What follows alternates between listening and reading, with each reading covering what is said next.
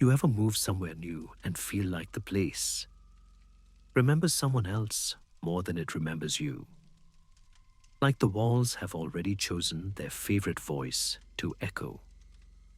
Maybe it's just the way old buildings breathe.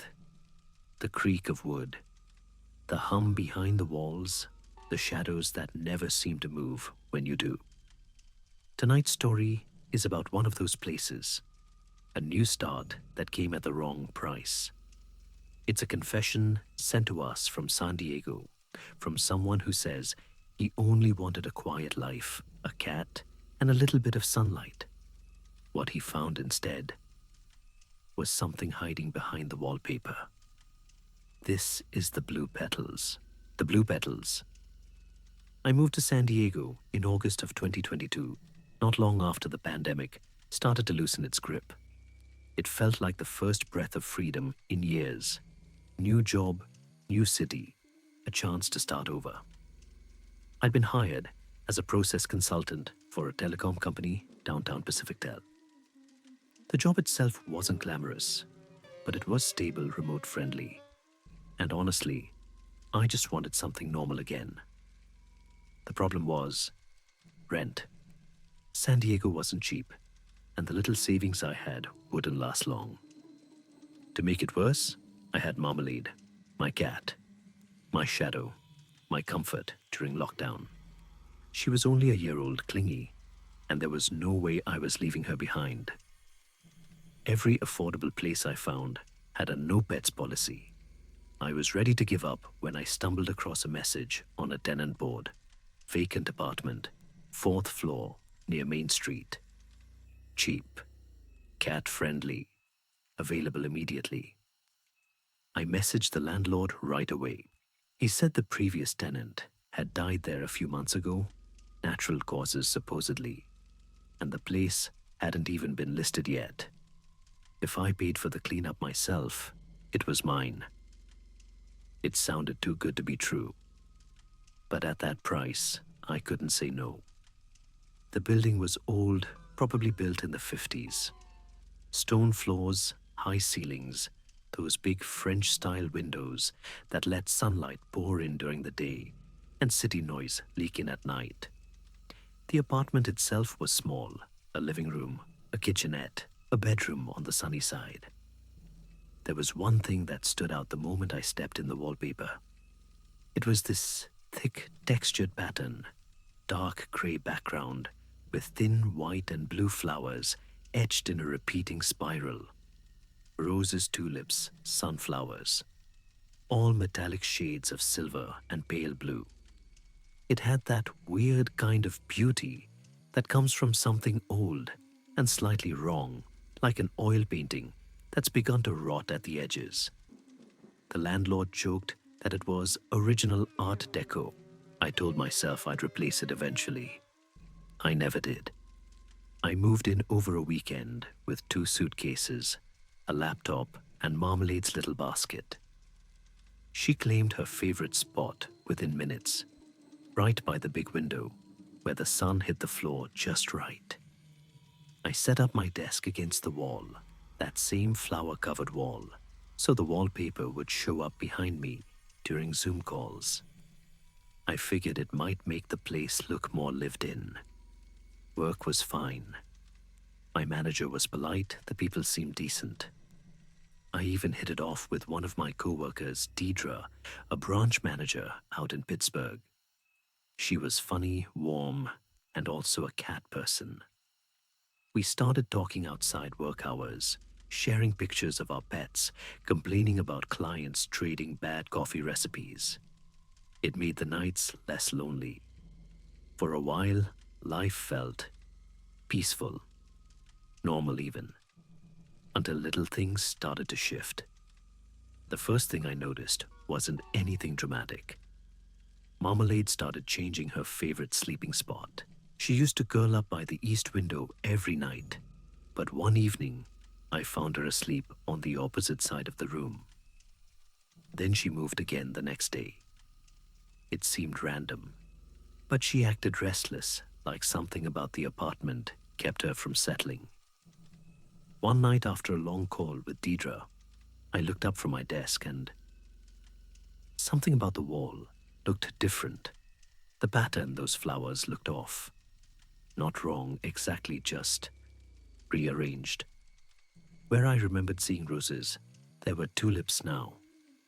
The spacing was slightly off, like someone had moved the pieces of a puzzle just a few millimeters apart. I stared at it for minutes, trying to convince myself it had always looked that way. Eventually, I blamed it on fatigue, but that tiny seed of doubt stayed with me.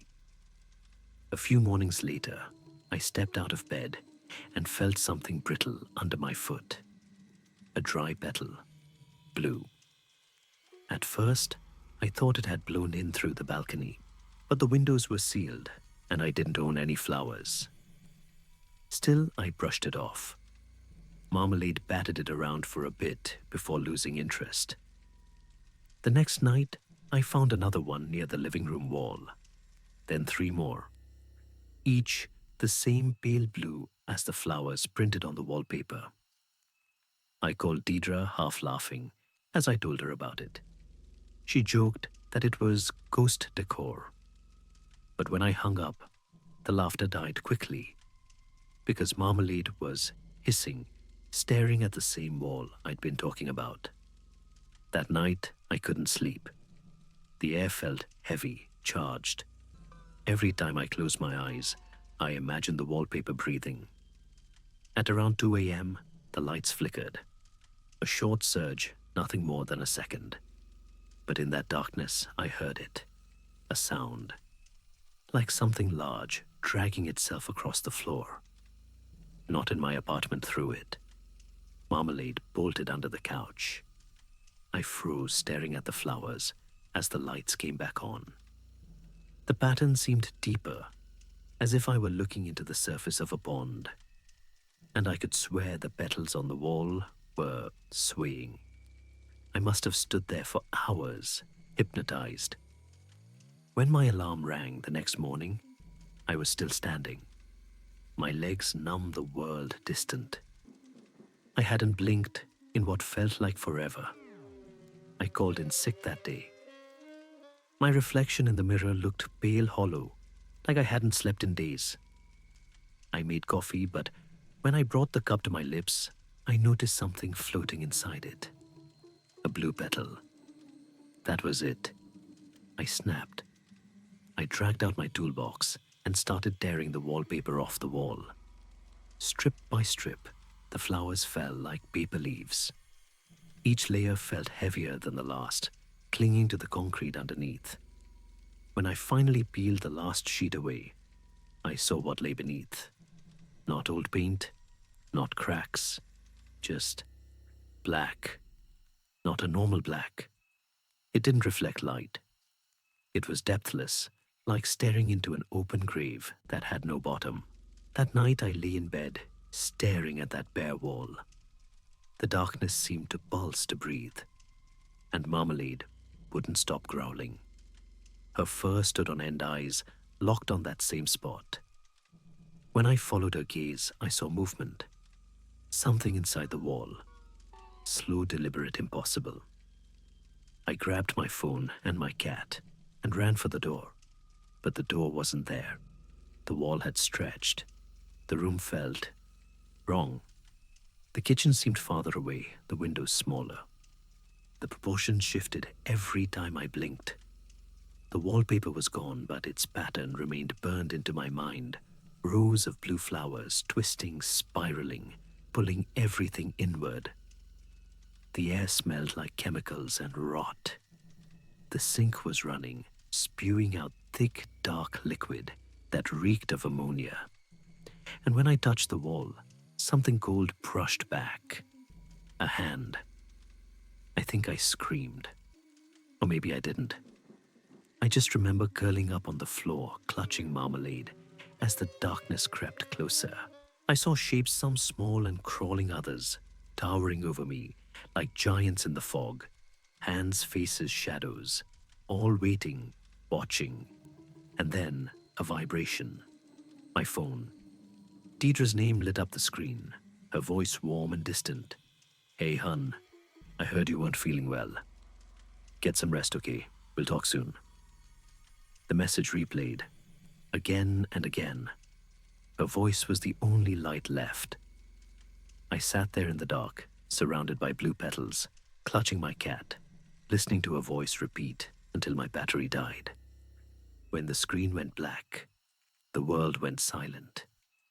Something moved toward me. I could feel it smiling. I don't remember throwing the phone, but I must have. I remember the sound of glass shattering and suddenly light. Sunlight streaming through the broken window. The apartment was still, silent. Everything was as it had been. The kitchen, the couch, the boxes of takeout, except for one thing. Every inch of the floor was covered in dry blue petals. I packed up that day, moved out before nightfall. The landlord didn't ask why. I didn't offer an explanation. I transferred to the Pittsburgh branch where Deidre worked. We became close friends. She never asked about San Diego, and I never brought it up. Marmalade's fur has changed darker now, almost rust-colored. She clings to me more than ever, sleeping on my chest every night. Sometimes, I catch her staring at the wall for hours, tail twitching. As for me, I don't feel quite the same either. My hands look different. Longer fingers, paler skin, teeth a little too sharp when I smile. Maybe it's just the lighting, or maybe something in that darkness followed me here. I sleep with the lights on now, and I try not to look too closely at the walls, because sometimes when the lamp flickers, I could swear I see a hint of blue beneath the paint. If you've ever rented an old apartment, you've probably peeled back a bit of wallpaper here and there, just curious to see what's underneath. Sometimes you find another layer. Sometimes you find paint. And sometimes you find something that looks back. The storyteller from San Diego never returned to that apartment. He's living quietly now, somewhere near Pittsburgh. He says the nightmares have mostly stopped, though his cat still wakes up hissing at the wall some nights. And every now and then, he swears he finds a single blue petal on the floor, even though there aren't any flowers for miles. Sleep well tonight, and maybe leave your lights on.